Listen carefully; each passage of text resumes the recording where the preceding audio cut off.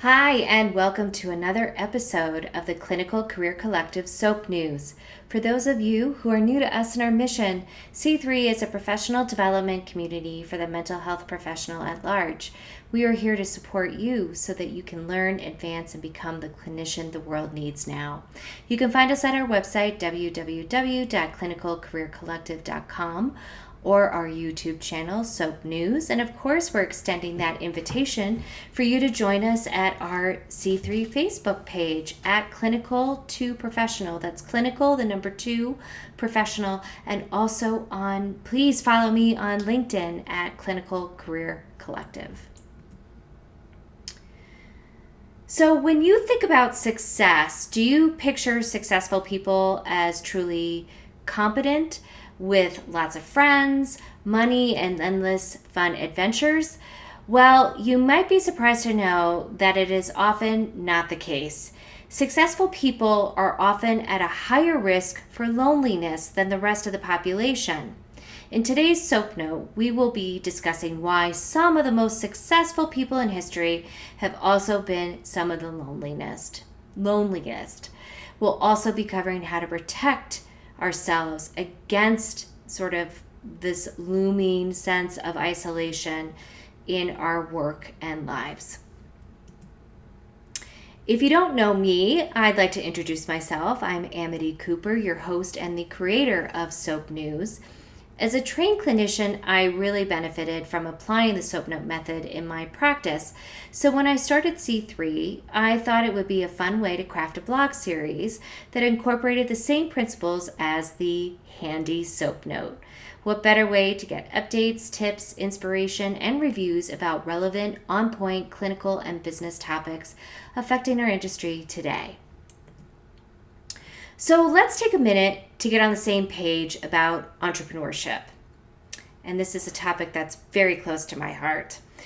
Entrepreneurship is often thought of more as a lifestyle than just a business concept or construct. As Jim Rollins visualizes it, people who lead an entrepreneurial life often reject the conventional paint-by-number approach, and instead they take out a blank white canvas and paint their own masterpiece and vision for their lives. They create a life so idiosyncratically perfect that it fits like a glove. As you can imagine, pursuing this type of lifestyle typically comes with a large set of challenges, such as managing your own internal motivation and cultivating emotional relationships that may in fact conflict with the drive to stay on task, to stay busy, and to stay focused on that goal that you may set up for yourself. These challenges must be overcome for successful entrepreneurs to break free from that constant comparison or success above all types of lifestyles.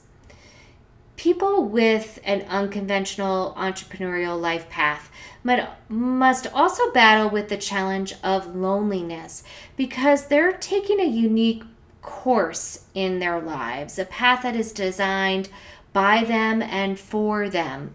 They're sort of stepping onto this path that was not designed by another organization or institution. This is something that they've carved out for themselves. So they may find it difficult relating to others or feel like others can't truly relate or connect or understand them. They may even feel a lack of real or authentic relationships, fearing that those around them are using them in some way for connections, money, fame, etc. All of these they're all real concerns. And so today we're going to be breaking down some of what possibly these struggles and challenges are for entrepreneurs and anyone interested in this type of frontiersman-like lifestyle. In his blog post, The Art of Nonconventional Living, Chris Guillebeau compares entrepreneurship to creating one's own masterpiece rather than mimicking or following the approach of others. Here, quote-unquote nonconformity can be defined as a lack of orthodoxy in thoughts and beliefs, and the refusal to accept established customs, attitudes, or norms. Author and entrepreneur Ben Casnocha believes that the high achievers are often consumed by jealousy in comparison to others. In an effort to reduce this feeling, entrepreneurs aim to create a life that is unique enough for them that it can destroy reasonable comparison and stop the feeling of jealousy. I don't know if I agree with that truly, but I think quite often, and I'm going to contradict this statement, but I really feel that if you are an entrepreneur at heart, you really you are a way shower rather than a follower, and that means that you often are not too consumed with how other people view you. So with respect to Mr. Casnocha's beliefs, I doubt that highly. So let me keep going. Conventional life paths can feel crowded with others' expectations and judgments, as it is very easy to see others who are the same age as you or from the same background doing better, having more friends, possibly making more money. That's a really common thing. It's very often that we spend a lot of time as we're building up our professional lives and careers that we can get caught in this trap of FOPO, like fear of other people's opinions, comparing ourselves to others, and it can become overwhelming if you really start being sucked into this idea of what social media, for example, might present as the ideal entrepreneurial lifestyle. So it's very, very easy to get swayed towards what is the status quo or what appears to be normal and successful, when in reality, this is something that you have to design for yourself, and just focus on that. So now that we've kind of given a broad overview of entrepreneurship and the possibility of loneliness creeping in, let's break down some of the challenges that you might face if you want to become a successful go-getter and starter. The first challenge is truly setting off on your own path and leaving behind a hyper-comparison lifestyle, making sure that you have strong motivation to do so. There's an intrinsic motivation that we all need to carve out our own paths in life. This motivation and self-discipline plays an enormous role in whether you will have success and advance within your industry. It also says a lot about what kind of mindset you orient to. Like, do you have a fixed mindset and believe that things have sort of a predetermined course of action? Or do you feel that by meeting challenges that come up every day and running your own business, you can meet them and you can grow and expand? Those are really good questions to think about and to examine of yourself if you were contemplating launching your own business. Paving your way, as I'm sure some of you know, is very difficult. It's so important to be a self-starter and to have a lot of self-discipline. You automatically need to have this intrinsic passion for what you're doing and what you're building. So if you can stay on that course, you'll have a much easier time in bringing your ideas to life.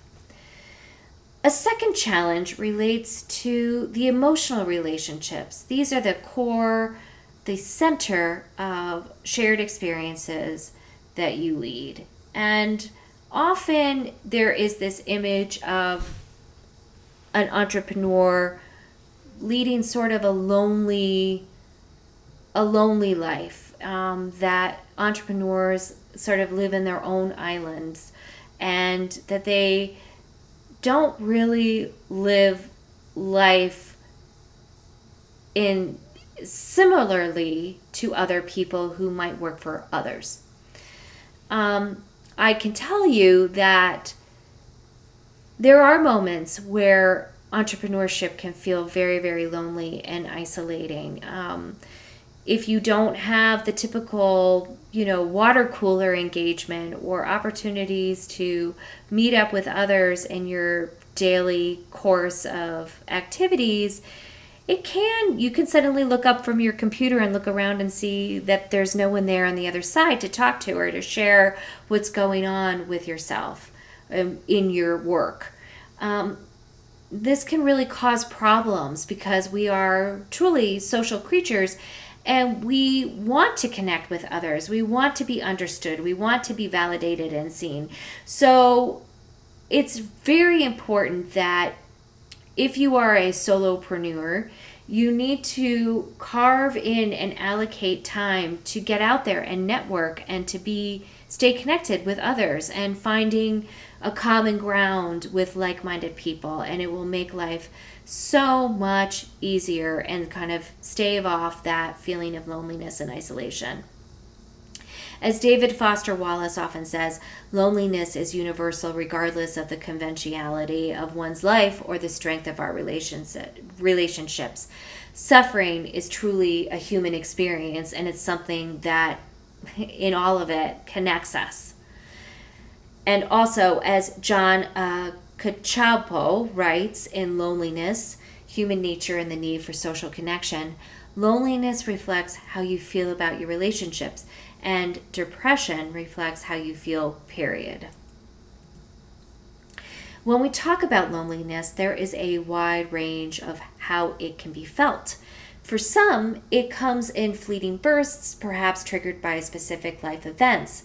For others, loneliness can be a daily or even constant battle. It's really important to pay attention to how you're feeling instead of letting your emotions stay bottled up. In the long run, this can prevent loneliness from building up or spiking uncontrollably. So, of course, by cueing in to what your emotions, what your intuition, your inner sense of structure is, the better you are at navigating and riding those waves of emotion that happen to all of us. So let's talk about 5 strategic suggestions that our friendly author Ben Casnocha names for managing loneliness. Number 1, he says, is prioritize the quality of your friendships over the quantity of those friendships. In terms of relationships, it's really important to prioritize your quality. Strong ties are better than weak ties, clearly.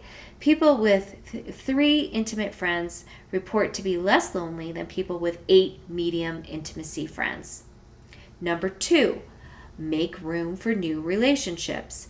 As you go through your journey as an entrepreneur, you will meet many people and along the way. So sometimes you will need to let certain strong ties fade in order to make room for new relationships better suited to your ever-evolving self. Number 3, create a support network of other entrepreneurs. I feel like number 3 is the biggest key takeaway from this particular SOAP note, is that you have to seek out other like-minded people so that you can feel like you're not an outlier. And number 4, improve your communication skills. And I'm sure you've heard this a lot, but improving your communication skills is extremely important. If you can't express yourself better, this will really if you can express yourself like I'm struggling right now in this SOAP note, it will really, really improve your opportunities in life, not only in your professional life, but in your personal life. The more you're able to communicate and share and empathize with others and clearly get across your ideas, the better off you are. People will listen to you. People will empathize with you. They will open up to you. And this is a key component of any thriving business professional skill set. Number 5, learn to differentiate loneliness from being alone. As an entrepreneur, it is really important to determine the difference between being alone and feeling alone with yourself. Because there are people who love to be alone, Like, I know a lot of people like that. And it's not just introversion versus extroversion. In fact, we need to incorporate active recovery into our daily lives.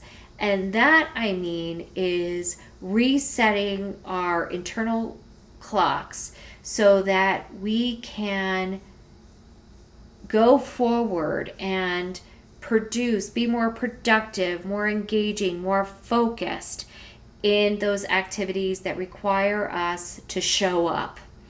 And this will help once you get that down, that you are comfortable with yourself and you understand your needs.